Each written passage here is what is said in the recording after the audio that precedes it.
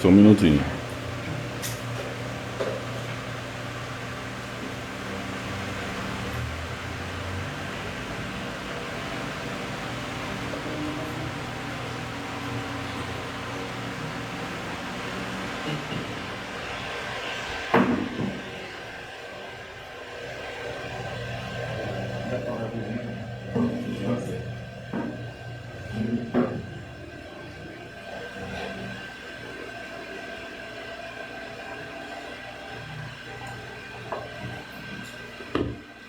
Bom dia. Não for para o visitante que estava entrando. Bom dia, irmãos e irmãs.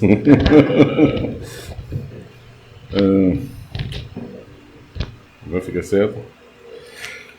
Sejam todos bem-vindos hoje de manhã, nesse momento solene. Também quem está conosco online, bem-vindos. Eu queria começar cantar o Salmo 105, estrofe 1 e 2, especialmente pensando no final da estrofe 2. Vós descendentes de Abrão, Abrão é o pai de todos os crentes, lembrai em cada geração as maravilhas do Senhor que vos mostrava seu favor. Hoje, então, vamos ouvir um pouco mais sobre as maravilhas do Senhor, falando sobre o advento de Jesus. E, então, como o Salmo está dizendo, é bom para cada geração realmente aprender o que, então, Deus fez, as maravilhas de Deus em nosso favor. Vamos cantar essa estrofe 1 e estrofe 2. Eu já treinei um pouquinho, então eu sei que provavelmente a maioria não conhece. Né? Então eu vou cantar mais uma vez a primeira estrofe e depois todos vamos repetir de novo. Cantai ao Senhor, rendei graças, narrai as suas maravilhas. Cantai-lhe salmos, gloriai-vos no seu nome e buscai o Senhor e ao seu poder. Vós deveis sempre recorrer. Mais uma vez, agora juntos. Cantai ao Senhor, rendei graças, narrai as suas maravilhas.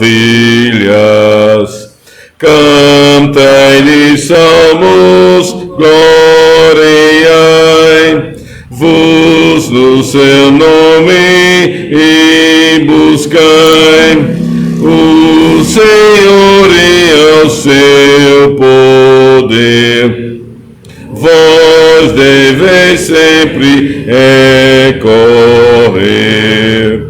Lembrai de todos os prodígios, não esqueçais os seus juízos. Vós descendentes de Abrão, lembrai em cada geração as maravilhas do Senhor, que vos mostravam seu favor. Vamos ficar em pé, vamos fazer uma referência ao Senhor. Vamos primeiro confessar. De onde vem o nosso socorro, irmãos?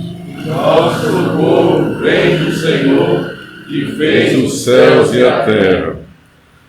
Em nome do Senhor, o Criador dos céus e da terra, é uma coisa maravilhosa também. Eu posso dizer a todos vocês, graça, misericórdia e paz da parte de Deus, nosso Pai, e do nosso Senhor Jesus Cristo, a todos vós. Amém. Pode sentar. Vamos agora cantar o hino que é um hino que nos prepare também para nos sentar aos pés de Jesus e ouvir o ensino da palavra de Deus. Eterno Pai, teu povo congregado, humilde implora a tua graça aqui, no dia para o culto reservado, com esperança, olhamos para ti. Eterno Pai, teu povo congregado, humilde implora tua graça aqui. No dia para o culto reservado, com esperança olhamos para ti. Teu santo livro, grande Deus, cercamos, com fé singela e reverente amor, e como atentos filhos procuramos ciência na palavra do Senhor. Jesus, aos teus benditos pés sentados, queremos teu conselho receber, e sendo por ti mesmo doutrinados, de mais em mais na santa fé crescer.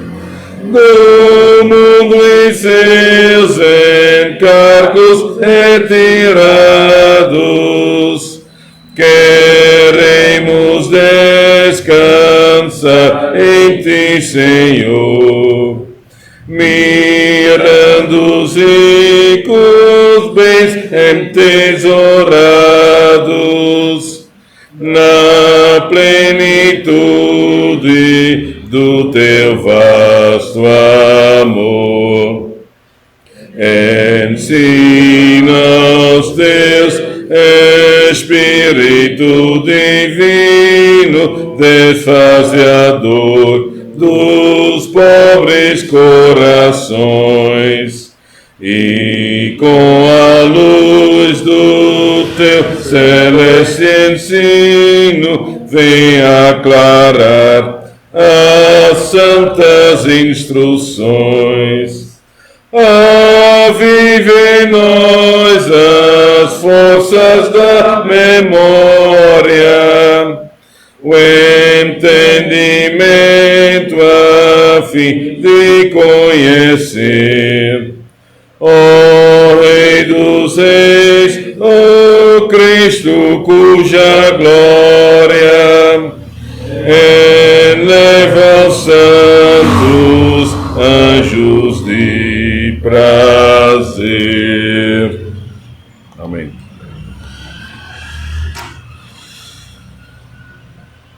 Então, antes de ouvir a palavra de Deus e de nos alimentar pela palavra de Deus, o hino já disse: ensina aos teus Espírito divino e desfaze a dor dos pobres corações. Então é Espírito Santo, a promessa de Cristo é que o Espírito Santo nos guia na verdade, ilumina a nossa mente. Então é bom para orar também que isso aconteça hoje de manhã. Vamos nos unir em oração. Senhor nosso Deus, Pai do nosso Senhor Jesus Cristo, Tu queres ser também o nosso Pai divino, o nosso Pai no céu, cheio de amor. Tu queres o melhor para nós. E nós somos como teus filhos. Tu nos adotaste em Cristo Jesus pelo poder do teu Espírito Santo. O Espírito Santo que nos ensina a dizer: Abba, Pai.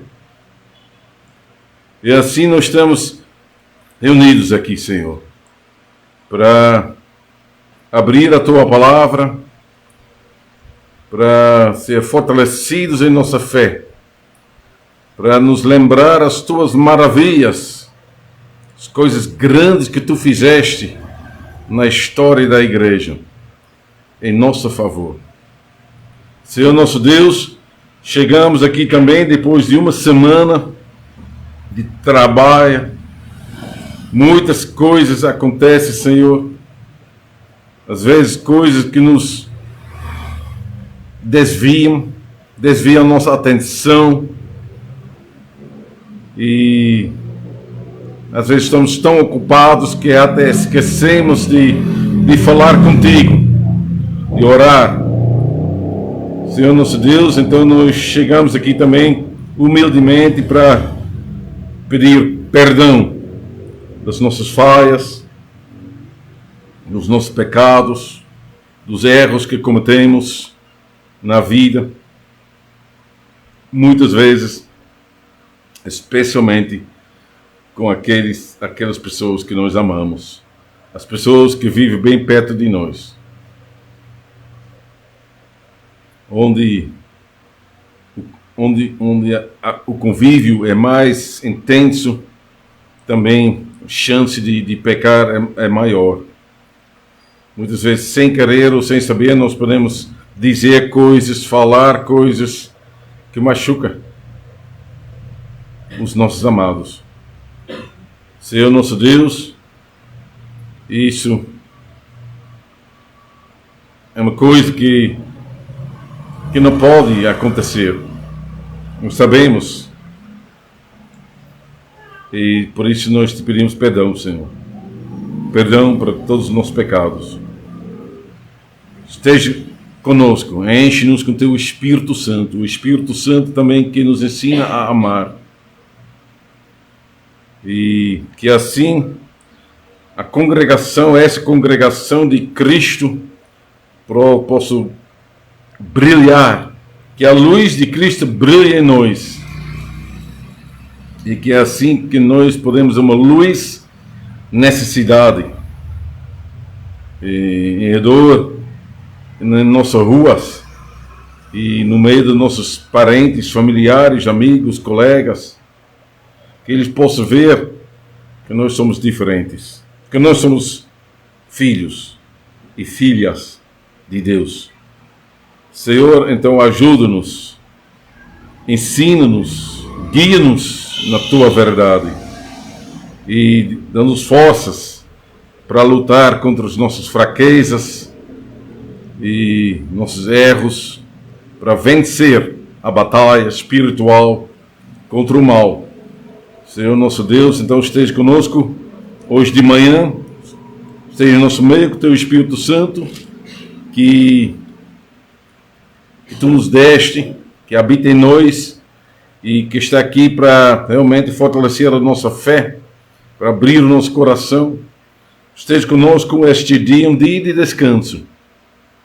Nós podemos deixar os nossos trabalhos, os nossos empregos. Nós não somos escravos das empresas, mas nós somos livres para Te amar e para amar os nossos próximos, para estar juntos como família de Cristo. Senhor, então dá-nos um bom descanso e traz-nos de volta hoje à noite, quando mais uma vez nós vamos abrir a palavra de Deus. Parece muito, mas é pouco. Se nós comparamos com o mundo, então cada dia a televisão está informando as pessoas, está ensinando as pessoas.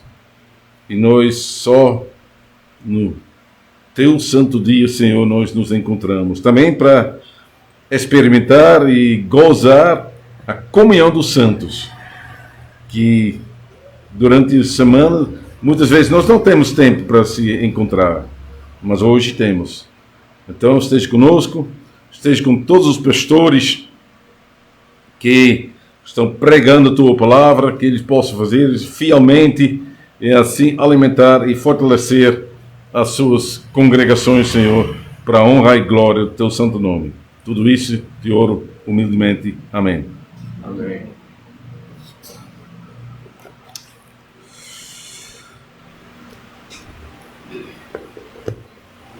Bom dia. Tem lugares.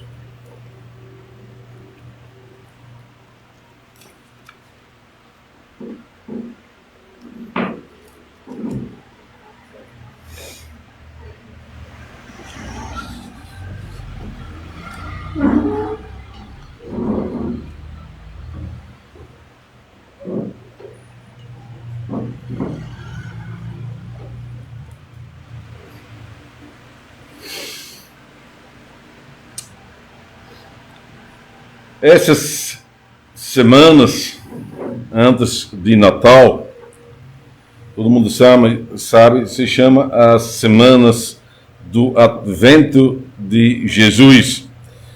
E essas semanas se caracterizam pela atenção especial ao Advento de Jesus Cristo na carne. E nós, eu acho que conhecemos a palavra Advento.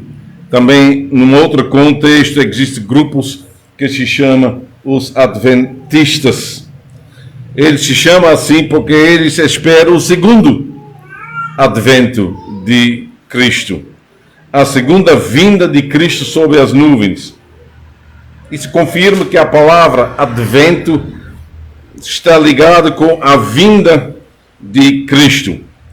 O primeiro Advento é a vinda de Cristo na carne, e o segundo Advento é a vinda de Cristo sobre as nuvens.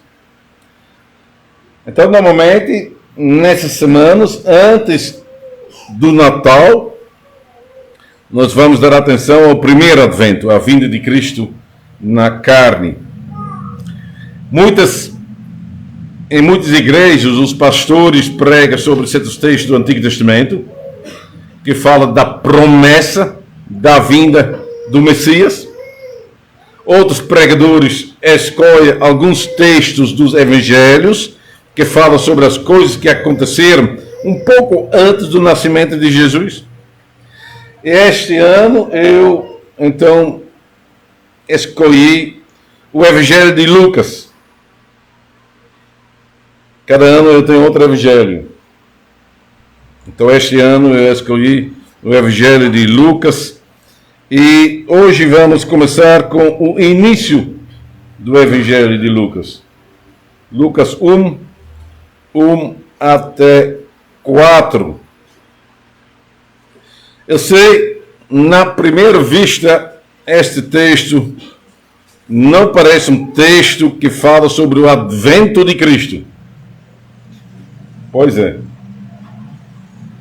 Mas, apesar disso, podemos aprender muitas coisas a respeito do nascimento de Jesus Cristo. E no sermão eu vou explicar isso. O prefácio de Lucas, os primeiros versículos 1 até 4. Lucas, então, começa assim. Visto que muitas houve que empreenderam uma narração coordenada dos fatos que entre nós se realizaram, conforme nos transmitiram os que desde o princípio foram deles testemunhas oculares e ministros da palavra, igualmente a mim me pareceu bem, depois de acurada investigação de tudo, desde sua origem, dar-te por escrito, excelentíssimo Teófilo, uma exposição em ordem para que tenhas plena certeza das verdades em que foste instruído. Lucas, nessa introdução, nos informa qual foi o objetivo dele quando ele escreveu o livro dele. Ele investigou tudo para verificar a qualidade das histórias a respeito de Jesus.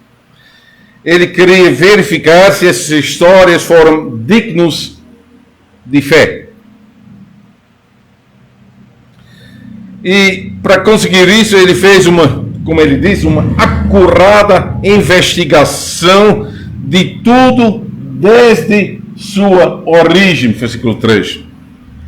Ele fez entrevistas com pessoas que tinham conhecimento do nascimento de Jesus, e por causa disso Lucas nos conta muitas coisas que aconteceram em redor do nascimento de Jesus Cristo.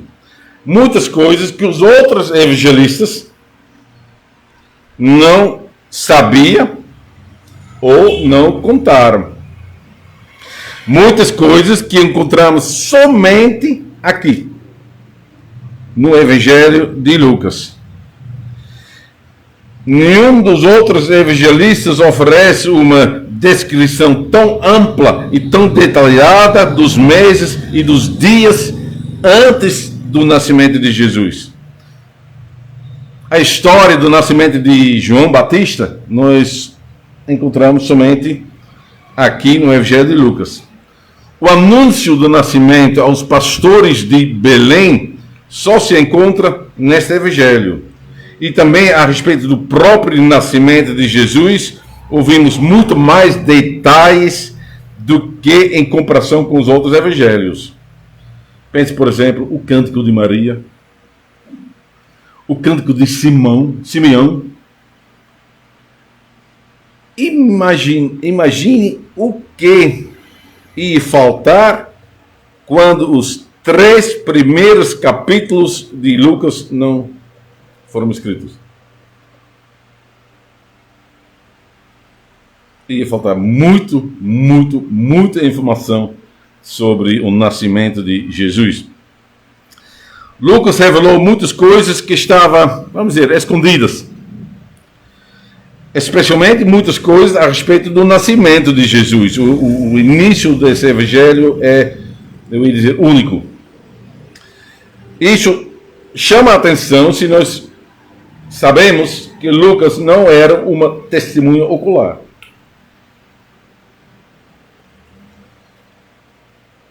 Ele não oferece um relatório das coisas que ele tinha visto. Quando João Batista e Jesus nasceram, Lucas era ignorante. Lucas não sabia de nada. Lucas era ímpio. E muitos anos depois, ele se converteu. E um pouco depois disso, então ele recebeu o mandato do seu amigo, o Teófilo, de investigar essas histórias sobre Jesus.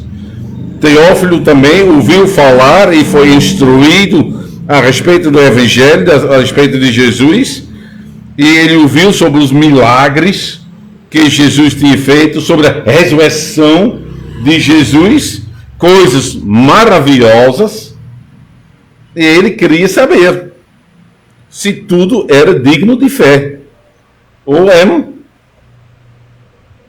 boato, né? Ele mandou Lucas para investigar as histórias e para escrever um relatório para ele. Então, o tema desse sermão é: o médico Lucas verificou se a pregação dos apóstolos a respeito de Jesus é digno de fé. Isso é importante também para nós, né? Isso é digno de fé. Então, nós vamos ver que a pesquisa dele está baseada nas testemunhas oculares, que a pesquisa dele nos oferece muitos detalhes e que a pesquisa dele termina com a conclusão que tudo é verdade. Irmãos, o melhor resumo de um livro é o resumo que foi feito pelo próprio autor do livro. Foi ele que escreveu o livro e ele sabe mais que qualquer outra pessoa o conteúdo e o objetivo do livro. Então, a respeito do Evangelho de Lucas, nós temos boa sorte. Porque o próprio Lucas escreveu tal resumo sobre o seu Evangelho. E nós encontramos esse resumo no segundo volume da obra histórica dele. Quer dizer, no livro dos Atos dos Apóstolos. Logo no início desse livro, Atos dos Apóstolos, Lucas escreveu. Ele disse para Teófilo: escrevi o primeiro livro, Teófilo, relatando todas as coisas que Jesus começou a fazer e a ensinar até ao dia em que, depois de haver dado mandamentos por intermédio do Espírito Santo aos apóstolos que escolhera, foi elevado às alturas. Então, o primeiro livro, este é o Evangelho, é um tipo de biografia. Um tipo de biografia de Jesus. Lucas tinha decidido de escrever um livro sobre Jesus. E essa decisão não foi feita sem cogitação. Ele pensou bem sobre isso. Ele chegou a essa decisão depois de ter feito uma acurada investigação de tudo. Então, primeiro fez uma investigação e depois chegou a decidir: eu vou escrever um livro. Lucas queria, em primeiro lugar, saber se o Evangelho dos Apóstolos era confiável. E quando ele descobriu que tudo era verdade, ele decidiu publicar os resultados da pesquisa dele. Isso quer dizer o quê? Isso indica que Lucas não estava com certeza quando ele começou a pesquisa. Ele tinha ouvido muitas coisas fantásticas que Jesus tinha feito. Maravilhas, milagres, que eram difíceis para acreditar. Ele ouviu que esse Jesus nasceu de uma virgem, sem intercessão de um homem. Aquele Jesus tinha curado muitas doenças que naquela época não podiam ser curadas. Ele até tinha levantado algumas pessoas da morte. E os alunos dele disseram que Jesus mesmo tinha ressurgido dos mortos. Nós já conhecemos os evangelhos por muito tempo, mas imagine. Tudo era muito difícil para acreditar, especialmente para um médico. Dá para entender que ele era muito curioso e quis verificar as coisas antes de publicar os resultados da pesquisa dele. E é por causa disso que ele tomou a decisão de acompanhar Paulo, que era um apóstolo do Senhor. Ele fez isso quando ele encontrou Paulo em Antioquia, durante a segunda viagem missionária dele. E você pode ler mais sobre isso em Atos 16. Paulo estava viajando pela Turquia, Ásia Menor, e chegou em Troade. Ali ele recebeu uma visão daquele homem que diz: vem para cá, passa a Macedônia, ajuda-nos. E logo depois nós lemos em Atos 16, 10, Lucas escreveu naquele momento: assim que teve a visão, imediatamente procuramos partir para aquele destino. Lucas, naquele momento, até agora, tudo era na terceira pessoa, singular. E naquele momento, a mudança no estilo. Procuramos, primeira pessoa plural. Quer dizer que ele estava junto com Paulo naquele momento. E junto com Paulo e Silas, ele viaja de Troade para Macedônia, uma província de Grécia. E desde aquele momento, Lucas se tornou um companheiro fiel de Paulo. Paulo o mencionou muito mais tarde na sua epístola aos Colossenses. Ele diz, Colossenses 4, saudai-vos, Lucas, o médico amado. Paulo escreveu essa carta aos Colossenses quando ele estava em Roma. Então quer dizer, já passaram muitos anos desde o momento em Antioquia até o final, quando ele estava em Roma. E até o momento que Paulo escreveu a sua última carta, que nós temos, é a segunda carta ao Timóteo. No final da carta, Paulo escreveu, somente Lucas está comigo. Todos deixaram ele, mas Lucas é o fiel companheiro. Então, todos esses anos, Lucas viajou junto com Paulo e, com certeza, ele ouviu muitas coisas a respeito de Jesus. Dessa maneira, Lucas também encontrou os outros apóstolos. Nós sabemos que Paulo partiu de Troade, pregou em Macedônia, e de Macedônia ele foi para Jerusalém, e lá em Jerusalém ele foi preso, e ficou 3 anos em Jerusalém.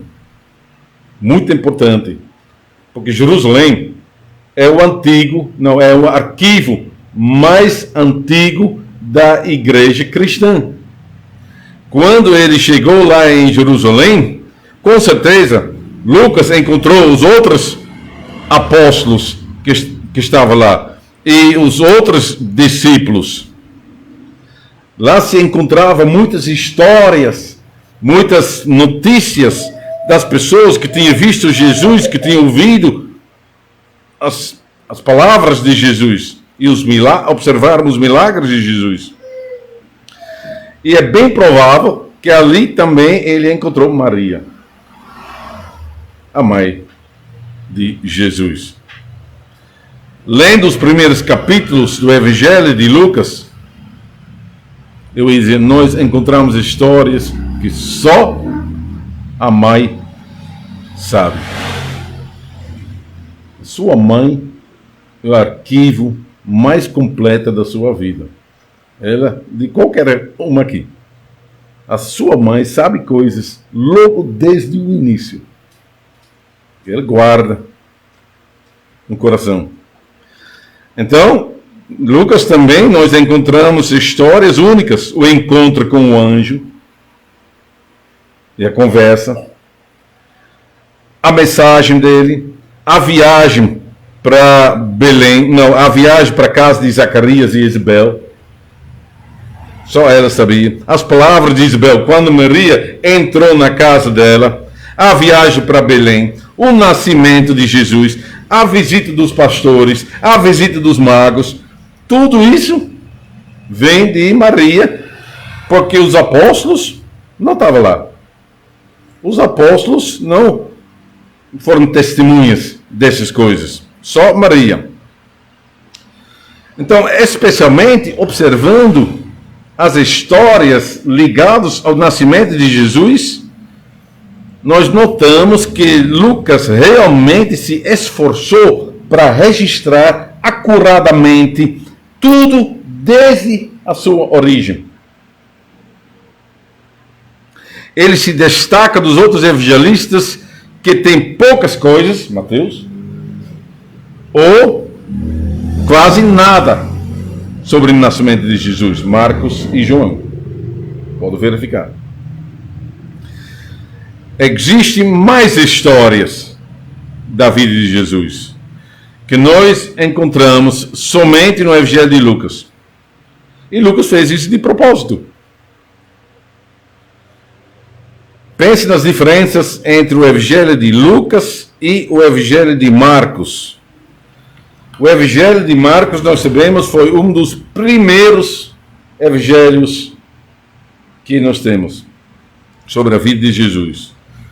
Lucas encontrou Marcos, e com certeza ele conhecia o Evangelho de Marcos, e parece que Lucas fala sobre isso aqui no nosso texto, quando ele diz: visto que muitos houve que empreenderam uma narração coordenada dos fatos que entre nós se realizaram. Então, tem muito mais pessoas que tentaram fazer um evangelho, conforme nos transmitiram os que desde o princípio foram deles testemunhos oculares e ministros da palavra. Pedro. Parece que Marcos ouviu as coisas de Pedro. Igualmente a mim me pareceu bem, ele diz, para escrever uma exposição em ordem. Então Lucas tinha conhecimento, sabia que existiam outras histórias e que houve outras pessoas que tentaram escrever um livro sobre a vida de Jesus. Lucas não,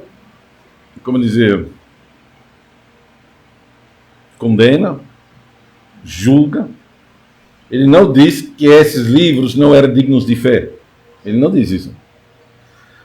Mas eles são incompletos. Ainda faltam histórias. Outras histórias que Lucas descobriu por meio da pesquisa e das entrevistas dele. Por exemplo, então, as histórias sobre o nascimento de Jesus. Mas também histórias depois da ressurreição de Jesus. No final de Lucas, nós temos histórias, só Lucas tem.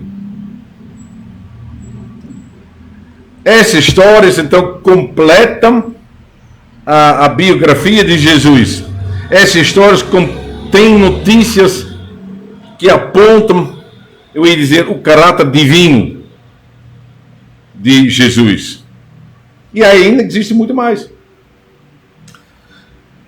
O apóstolo João, que escreveu o quarto e último evangelho, então ele está no final da corrente dos evangelhos.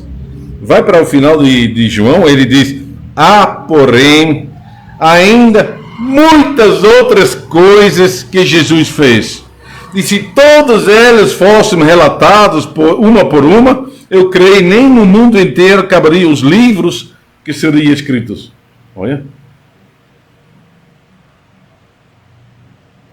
Isso é muita coisa. E essa observação eu acho que cabe também a respeito do livro de Lucas. Ele não registrou tudo o que Jesus tinha feito, mas ele fez uma pesquisa na vida inteira de Jesus e compositou uma exposição em ordem. Poderia dar muitos exemplos sobre isso, porque neste momento, especialmente capítulo 8 e 9 e 10 de Lucas, eu estou estudando isso, mas realmente ele fez isso, uma composição em ordem. Ele queria mostrar as coisas principais e também o contexto para o não-judeu Teófilo, para que ele pudesse entender bem as verdades em que foi instruído. Então ele conta a história de João Batista, que está ligado com a vinda do Messias. Bem interessante, porque Lucas faz uma conexão entre o Antigo Testamento e o Novo Testamento. Ele é o elo que liga os dois. As últimas palavras do Antigo Testamento são do profeta Malaquias.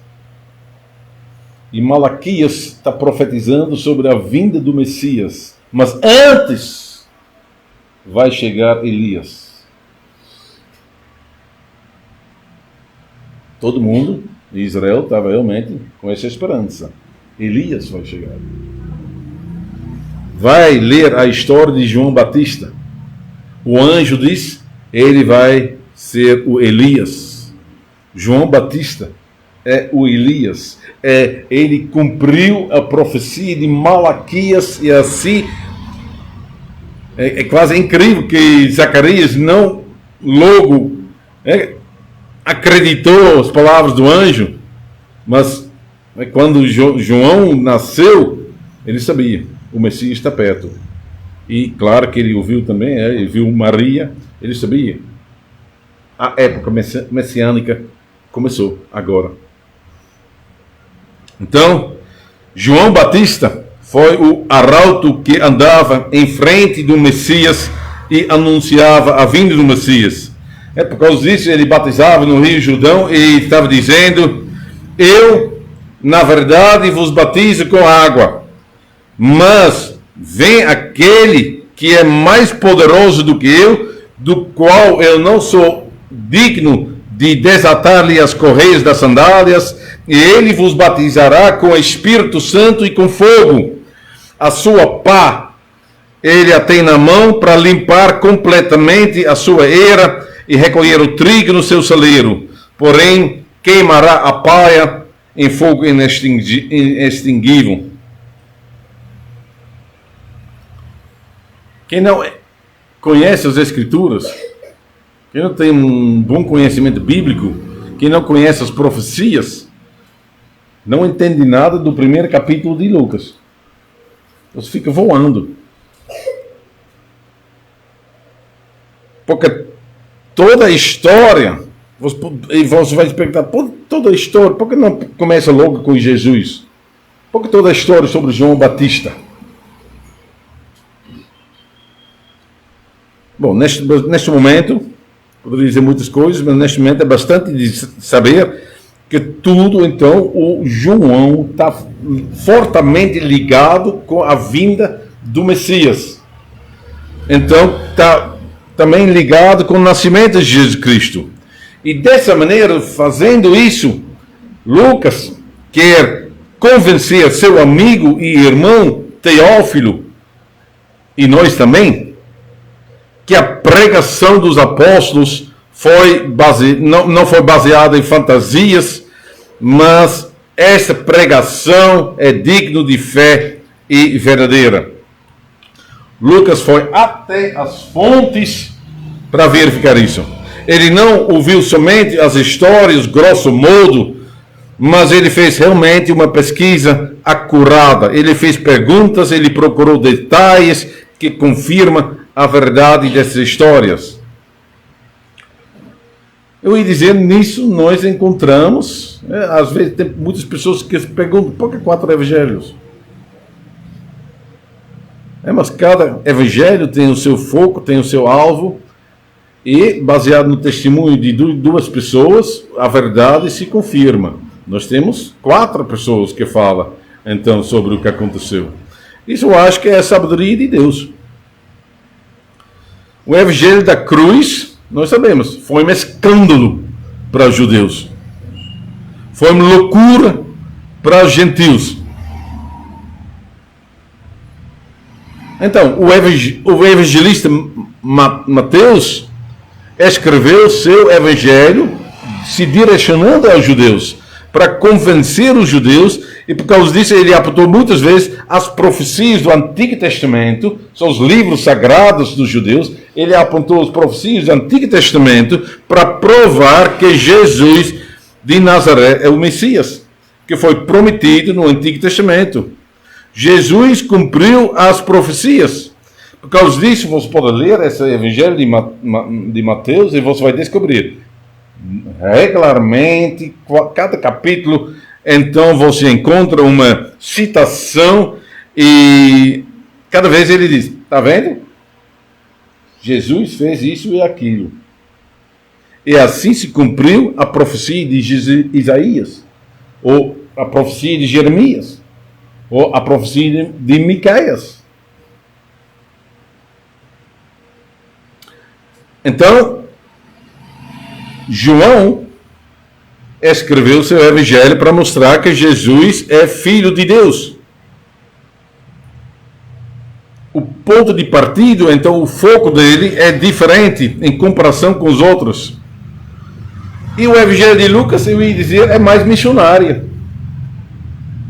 Ele quer que Teófilo saiba que tudo é verdade. Não são fantasias religiosas de uma seita judaica, mas tudo realmente aconteceu como foi pregado. Paulo e os outros apóstolos falavam a verdade, meu irmão. Ele verificou e fez uma pesquisa acurada. E por causa disso, ele fez perguntas e procurou saber detalhes. Uma história verdadeira se destaca quando alguém também conta os detalhes que aconteceram. É quando alguém conta uma história fantástica e os ouvintes querem fazer perguntas e conhecer os detalhes, e quando a pessoa que está contando não pode responder perguntas e diz: não sei, eu não estava lá, eu ouvi dizer de fulano e fulano. O valor da história está diminuindo. Está entendendo? Porque ele já ouviu de outras pessoas, ele não verificou. Então, naquele momento, o valor diminuiu, pode ser uma fofoca. Uma história que surgiu da fantasia dos apóstolos. Lucas não ficou satisfeito com o relato simples da história de Jesus. Ele fez perguntas, procurou saber detalhes. Ele fez um inquérito acurado e assim descobriu muitos detalhes que os outros evangelistas não descobriram. Por exemplo, Lucas quer saber o momento exato em que as coisas aconteceram. Em Lucas 1, versículo 6, ele diz: nos dias de Herodes, rei da Judeia, houve um sacerdote chamado Zacarias. Então, a pesquisa de Lucas localiza Zacarias na história, na época de Herodes. E Herodes vivia de 40 anos antes de Cristo até 4 anos depois de Cristo. A mesma coisa acontece quando Lucas fala sobre a pregação de João Batista. Ele diz, capítulo 3, 1, no 15º ano do reinado de Tibério César, sendo Pôncio Pilatos governador de Judeia, Herodes tetrarca da Galileia, seu irmão Filipe tetrarca da região Itureia e Traconites, e Lisânias tetrarca de Abilene. 4 pontos de referência, e tudo isso serve para localizar essa história na história geral deste mundo. Não são fantasias. Não são fantasias que nunca aconteceram, mas são fatos históricos que aconteceram em tal e tal e tal momento. Pode verificar. E tem mais detalhes que somente Lucas observou porque ele era médico. E ele fazia perguntas que os outros não faziam. Eu vou dar 2 exemplos. O primeiro é a cura da sogra de Pedro. Mateus e Marcos falam sobre isso. E dizem simplesmente que ela tinha febre. Mas só Lucas registrou que ela tinha febre muito alta. Talvez para vocês não faz diferença. Mas para médico faz uma diferença. Ele queria saber o que estava acontecendo. E do jeito que ele fala, parece que ele tinha uma forte enxaqueca. Outro exemplo nós encontramos em Lucas 22:50, que está dizendo: um dos discípulos tirou a espada e feriu o servo do sumo sacerdote e cortou-lhe a orelha. Todo mundo conhece essa história. Quem sabe que orelha foi cortada?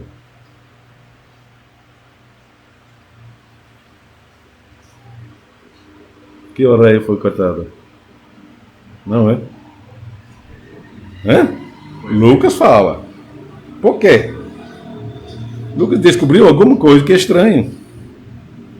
A orelha direita foi cortada. É normal? O que é estranho?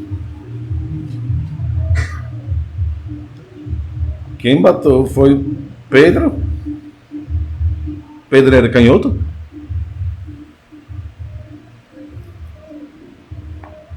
Se eu quero cortar orelha, normalmente faço assim. Então vai ser orelha esquerda. Matou, bateu a outra. Você é assim? É um pouco estranho. Então, Lucas, falando sobre isso, eu acho que ele, ou Pedro era canhoto, ou realmente houve alguma coisa estranha nessa história. Mas ele perguntou, foi a orelha direita. Lucas fez perguntas. E, bom, isso então, ele verificou as coisas. Lucas é também o único que contou a história dos discípulos de Emaús. Talvez o casal de Emaús. Eles dizem os discípulos, mas eles encontraram Jesus. É uma história que vem da primeira mão, é história cheia de detalhes. E foi também Lucas que verificou se Jesus se apresentou fisicamente aos apóstolos depois da ressurreição, e ele chegou lá e ele estava se perguntando se era um fantasma, um espírito. Lucas fez várias perguntas sobre isso, e os discípulos se lembraram que Jesus apontou as marcas nas mãos da crucificação e que ele comeu na presença deles. O que ele comeu? Você lembra? Foi o quê? Peixe e mel. Salgado e doce. Não, nós falamos esse fim de semana quando estava em casa, então por isso eu me lembro. Peixe e mel. Um detalhe de dizer, por que está no Evangelho? Mas serve, eu acho que para mostrar o que aconteceu é verdade. Tudo isso serve para convencer-nos que Lucas fez uma pesquisa acurada. Ele não... Vocês conhecem então? Chupou do dedo, então uma história de fantasia na Holanda, nós dizemos isso. Ele chupou do seu dedo, então. Aqui não? Tem outra expressão aqui? Deixa. Então, ele questionou, e a conclusão dele que tudo é digno de fé. E considerando as discussões sobre a questão se as escrituras, hoje em dia, desse tipo moderna, houve muitas discussões, se as escrituras são fidedignas. Então, também não nos surpreende que existe um grande interesse para o Evangelho de Lucas.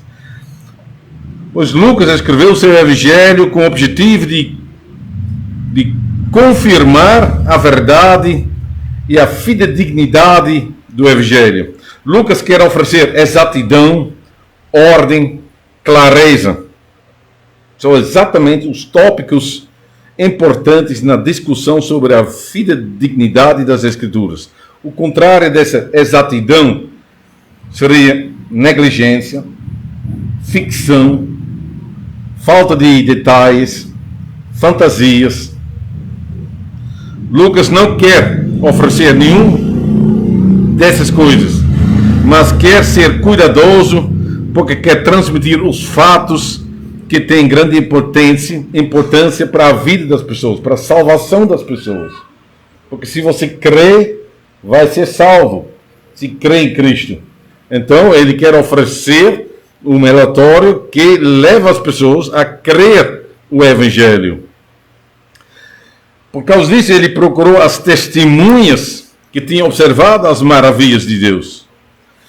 E o objetivo de Lucas não é somente oferecer provas históricas, datas históricas, mas que serve então como fundamento da nossa fé, mas ele oferece os testemunhos das pessoas, que faz um apelo para nós. Pega o cântico do Maria, o cântico de Zacarias, o cântico de Simeão. Eles cantam porque querem se comunicar com outras pessoas. O cântico, a confissão serve para isso, para que nós vamos ouvir e também sentir a mesma alegria e cantar o mesmo cântico com a mesma fé. Então, nós não podemos dizer que Lucas quer nos oferecer uma fé histórica. Tem pessoas que têm uma fé histórica, conhecimento, só conhecimento dos fatos. Ele quer também que os fatos comecem a viver em nosso coração, uma fé viva, então, uma verdadeira fé cristã. Ele quer mostrar que os fatos são fidedignos, que nós devemos ouvir as palavras de Cristo e seguir as palavras de Cristo. As narrativas não são, como dizer, as traduções do povo baseada na imaginação e fantasia fértil de pessoas simples. Ao contrário, o que ele quer dizer, tudo realmente aconteceu e por causa disso é fidedigno. Uma pessoa tem que ter bons motivos para não acreditar no evangelho dele. Tem que ter bons motivos. O que Lucas quer oferecer é um relatório acurado dos fatos históricos que acontecem para que tenhamos a plena certeza da verdade. Quem tiver dúvidas, porque a ciência moderna hoje em dia diz não existe uma virgem que deu à luz, não existe um anjo, não existe. Quem acredita nisso, ele nega uma pesquisa importante com verdadeiras testemunhas que prova que tudo isso realmente aconteceu. Cristo realmente nasceu, morreu, Cristo de fato ressurgiu e na verdade subiu ao céu e ao nosso Senhor. Amém. Amém.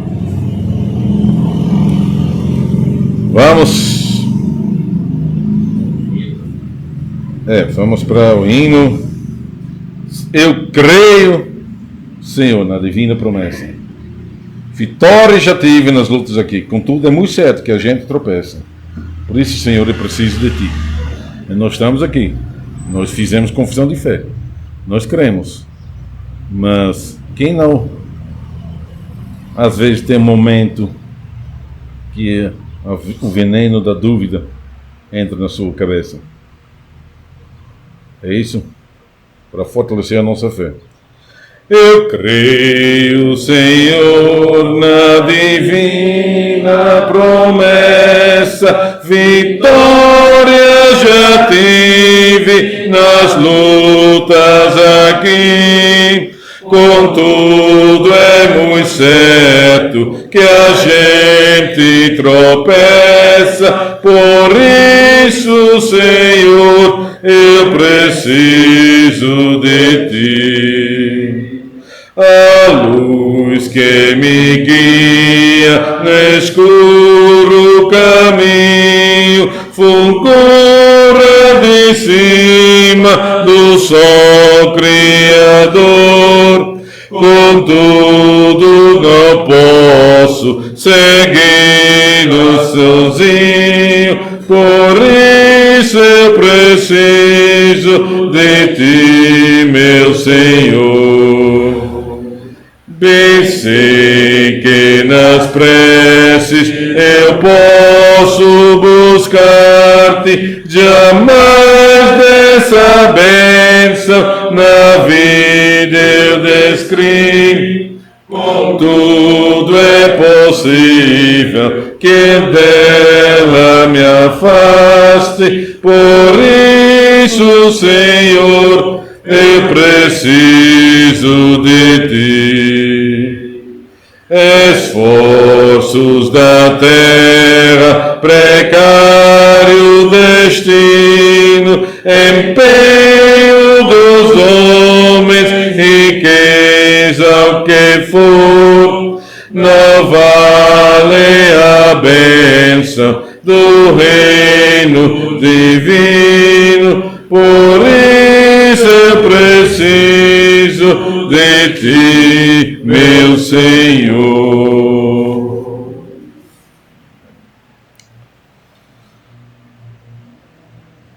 Vamos agora da ação de graças. Pastor, pode orar conosco? Vai fazer isso aqui?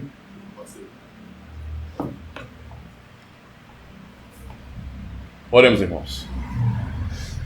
Senhor, nosso bondoso Pai Celestial, mais uma vez podemos louvar o Teu nome, cantar ao Senhor salmos, hinos e ouvir a Tua santa palavra, Senhor, que fortalece a nossa fé, a fé que o Senhor mesmo nos deu, e nos ajuda em nossa caminhada diária, nos ensinando os Teus caminhos. Nós Te agradecemos por Tua bondade. Te agradecemos, ó Deus, porque a maneira como o Senhor inspirou homens do passado, servos do Senhor, para registrar as Tuas palavras, realmente é gloriosa. Podemos aprender agora, na pregação da Tua palavra, como o evangelista Lucas foi tão minucioso, tão atencioso, tão curioso para compreender detalhes acerca da vida de Cristo. E por isso Te louvamos, Senhor, porque isso enriquece muito o conhecimento da igreja, isso fortalece sim a nossa fé, e por isso Te louvamos, por como o Senhor usou pessoas do passado para registrar a Tua santa palavra. Obrigado porque essas palavras o Senhor mesmo usa para nos fortalecer, para dar fé àquele que está morto em delitos e pecados, nos trazendo nova vida no Espírito Santo. Por isso Te louvamos. Obrigado porque por Tua fidelidade, Tua palavra jamais faltou em nosso meio. Muito obrigado, Senhor. Continua nos abençoando, pois precisamos de Ti. Em nome de Cristo que nós oramos. Amém. Amém.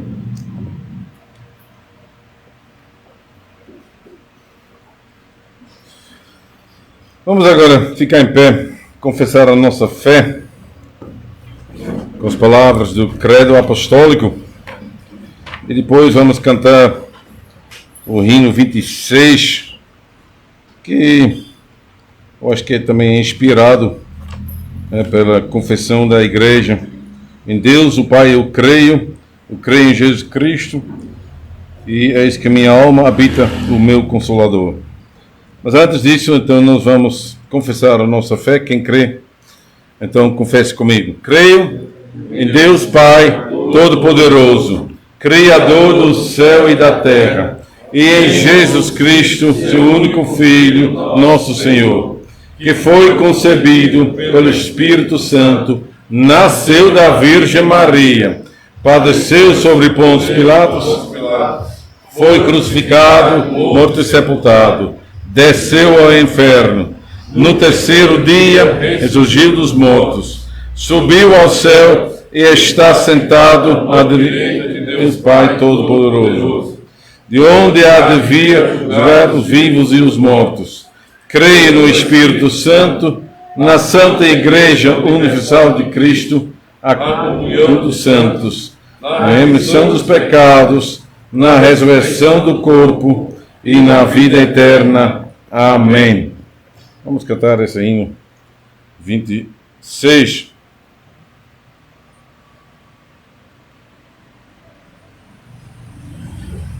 É outra melodia na cabeça. Você pode começar? Conhece? Você não conhece?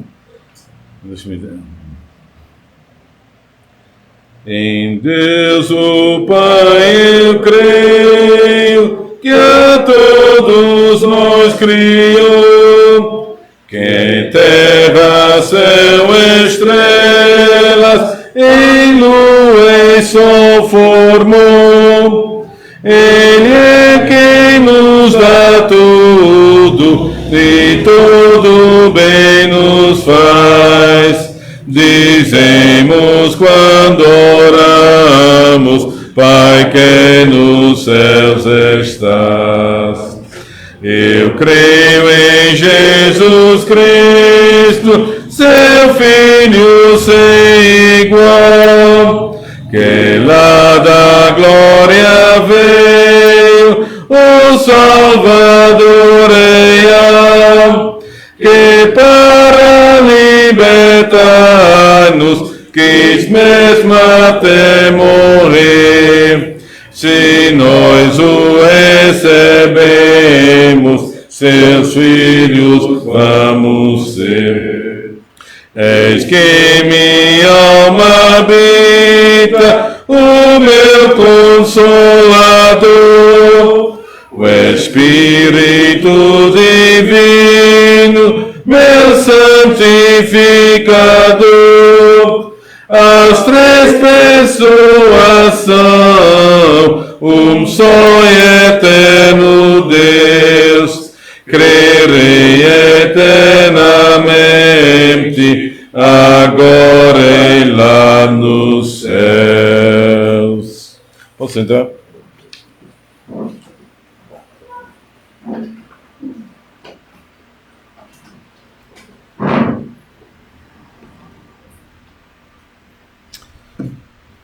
Porque tem ofertas só à noite, né? Eu poderia ter ficado em pé. Já chegamos ao final do culto.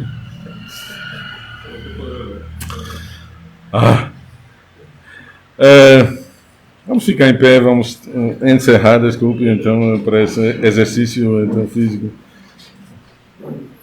A Deus bendizemos por seu grande amor, seu Filho bendito por nós todos deu. A graça concede ao mais vil pecador, abrindo-lhe a porta de entrada no céu. É conhecido, né?